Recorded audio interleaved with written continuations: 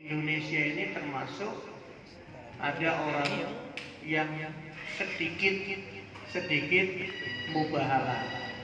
Tapi kalau diperhatikan tidak tahu caranya mubahalah, tidak paham apa itu mubahalah.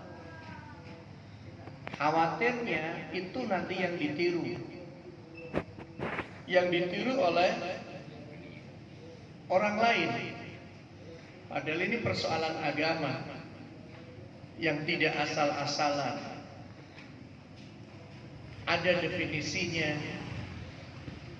ada peristiwanya, bahkan kaifiat atau tata caranya itu juga ada. Karena memang Islam mengajarkan kepada kita untuk cerdas, tidak hanya ikut-ikutan. Ada berapa kali orang bermubahalah? Kasus apa lagi?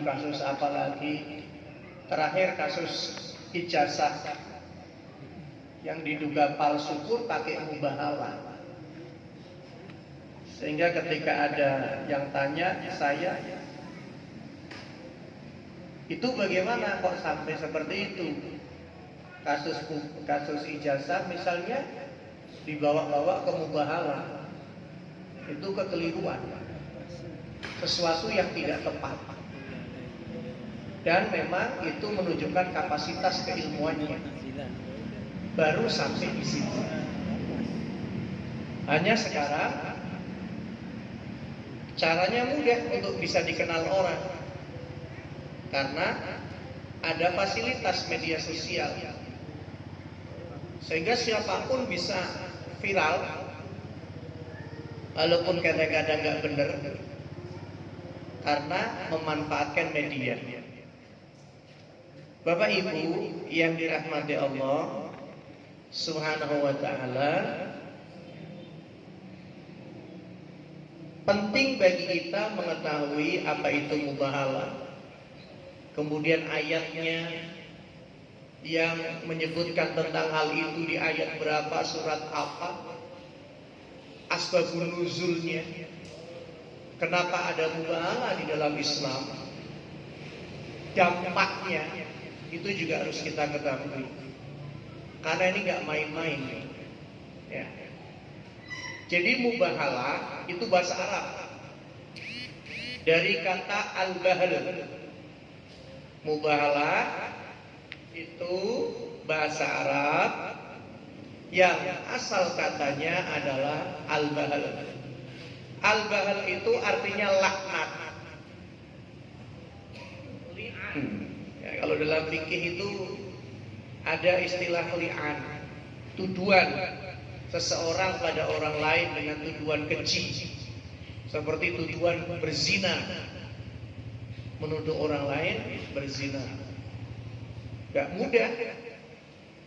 Di dalam Islam harus ada saksi, harus ada bukti, harus melihat dengan mata kepala sendiri, ya. Maka tidak sembarangan, apalagi ini laknat, ya, tidak sekedar tuduhan, ini laknat.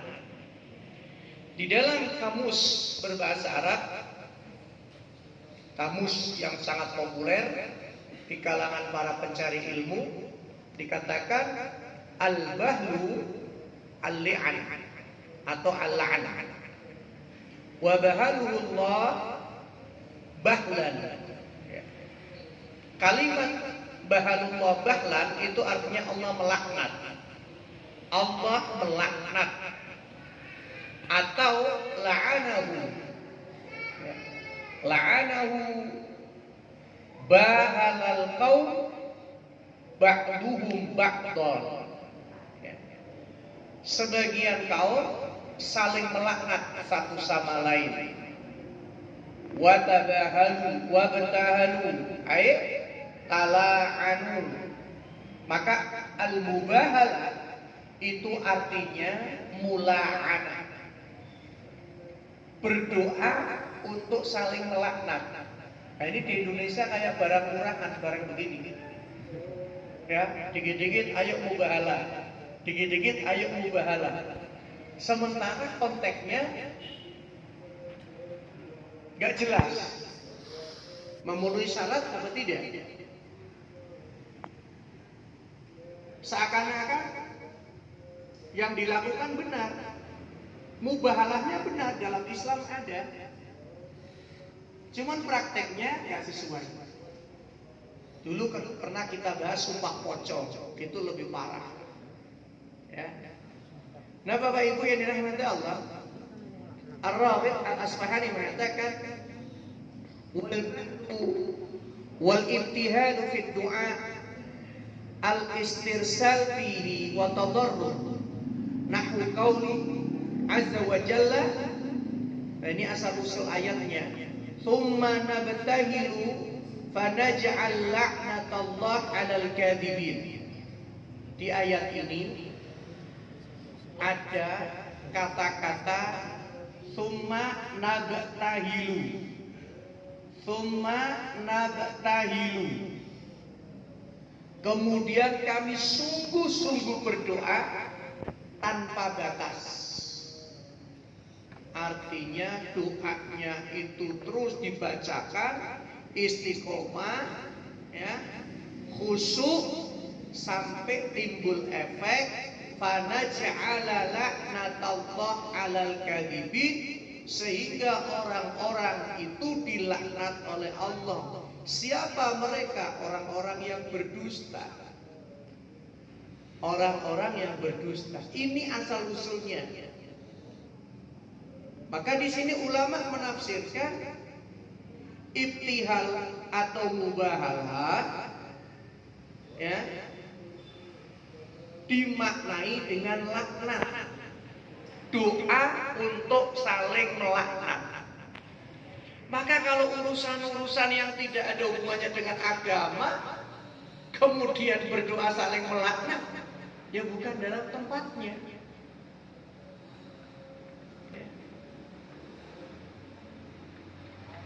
Nah Bapak Ibu yang dirahmati Allah, bahayanya ketika hal ini menjadi lepas kontrol.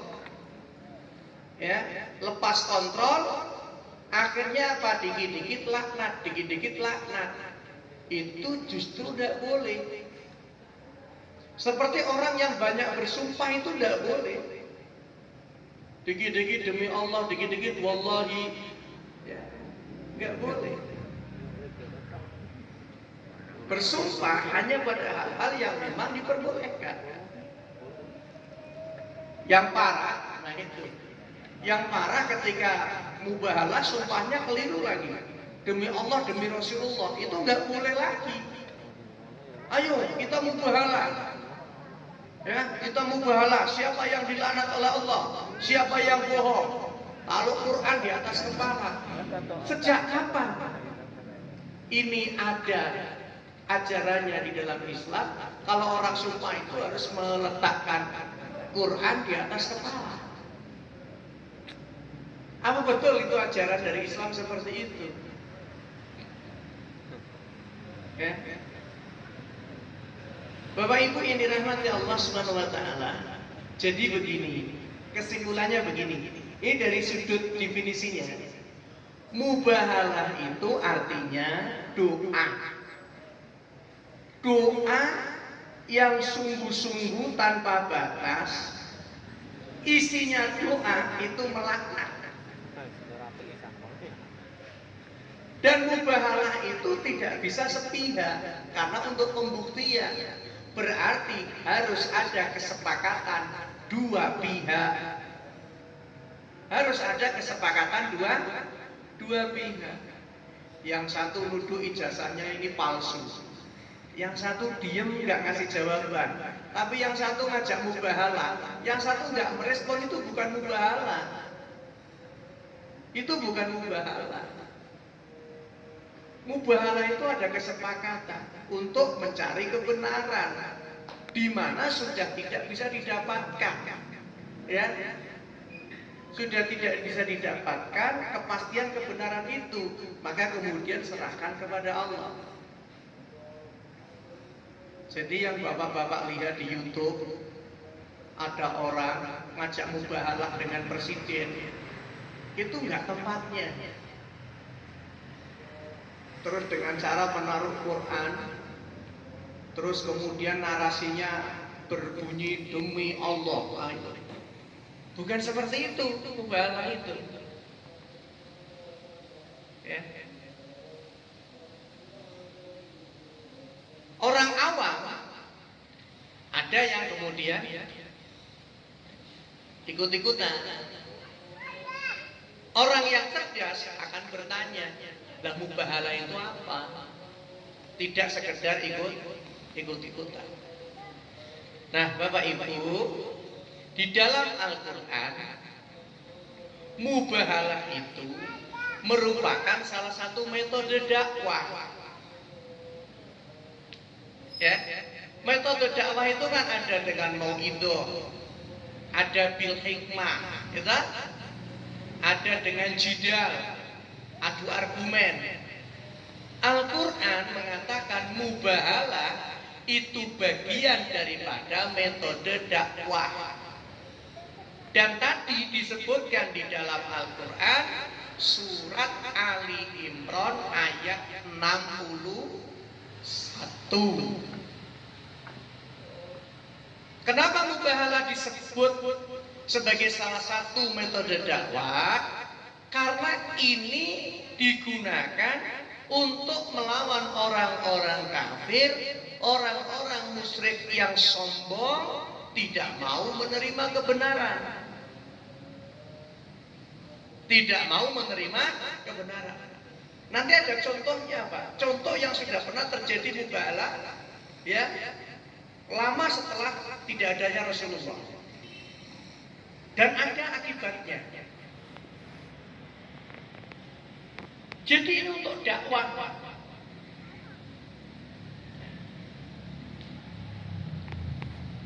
Artinya apa? Namanya orang dakwah itu kan menyampaikan ajakan untuk mengimani Allah, mengimani Rasulnya, mengimani hari akhir, mengimani takdir, malaikatnya dan seterusnya. Sudah disampaikan dengan baik, kok dia tidak percaya, dia tidak mengimani, dia ngeyel, malah menantang dengan sombongnya, maka diajaklah mubahalah. Ini sejarahnya begitu. Ya. Nah, Bapak Ibu, itu pun atas perintah Allah. Ketika Nabi melakukan itu, Allah memerintahkan Nabi Sallallahu Alaihi Wasallam untuk menantang mubahalah kepada orang-orang Nasrani terkait dengan akidah yang benar tentang siapa Nabi Isa yang sesungguhnya. Karena di kalangan mereka Nabi Isa dianggap Tuhan. Di kalangan kaum muslimin Nabi Isa adalah utusan. Disampaikan dengan benar, mereka menolak kebenaran itu. Maka kemudian sampai turun perintah Allah, ajak mubahalah. Ajak mubahalah. Nah, di sini urusan ijazah sampai mubahalah ini kasihan umat gitu. Ya. Iya, urusan ijazah ya sudah lewat pengadilan. Ya. Bapak Ibu yang dirahmati Allah, Allah berfirman, Inna matala Isa indallahi kama tali Adam khalaqahu min turab thumma qala lahu kun fayakun al-haqqu min rabbik fala takun minal mumtarin. Sesungguhnya penciptaan Isa di sisi Allah seperti penciptaan Adam. Allah ciptakan Adam dari tanah, dan kemudian Allah berfirman, kun fayakun, jadilah kamu seorang manusia, maka jadilah dia. Al-haqqu min rabbik fala takun minal mumtarin. Apa yang kami sampaikan itulah kebenaran. Kebenaran yang datang dari Tuhanmu, maka jangan kamu termasuk orang-orang yang ragu untuk menerima kebenaran. Faman hajaka fihi min ba'di ma ja'aka minal ilmi faqul ta'alau nad'u abna'ana wa abna'akum wa nisa'ana wa nisa'akum wa anfusana wa anfusakum. Siapa yang membantahmu tentang kisah Isa padahal sudah datang penjelasan kepada mereka, maka katakan, Islam menjelaskan bahwa Isa itu bukan anak Tuhan. Isa juga bukan Tuhan, tapi dia adalah seorang utusan. Tapi mereka sudah dijelaskan tetap membantah. Maka Allah perintahkan, ya, untuk katakan kepada mereka, mari kita panggil anak-anak kami, kita panggil anak-anak kamu, istri-istri kami, istri-istri kamu, diri kami dan diri kamu. Di ayat berikutnya kemudian sampailah ayat tsumma nabtahil fanaj'al laknatallahi 'alal kadhibin. Kemudian Allah perintahkan kepada Muhammad, ajak orang-orang yang tidak mengimani bahwa Isa adalah utusan. Mereka mengimani Isa adalah anak Tuhan. Maka kalau mereka tidak percaya, ajaklah mubahalah. Itu asal usulnya. Maka kaitannya dengan apa?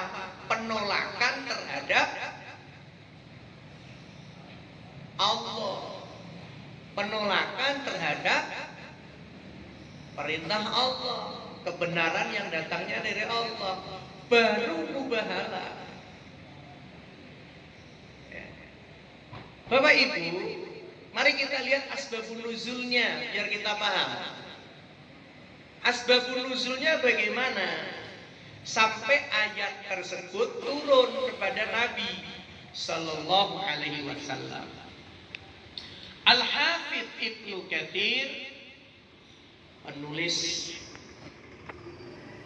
tafsir Ibnu Katsir, menyebutkan dari Abu Ishaq di dalam sirahnya bahwa suatu ketika kota Madinah kedatangan tamu. Ini adalah orang-orang Nasrani yang tadi menganggap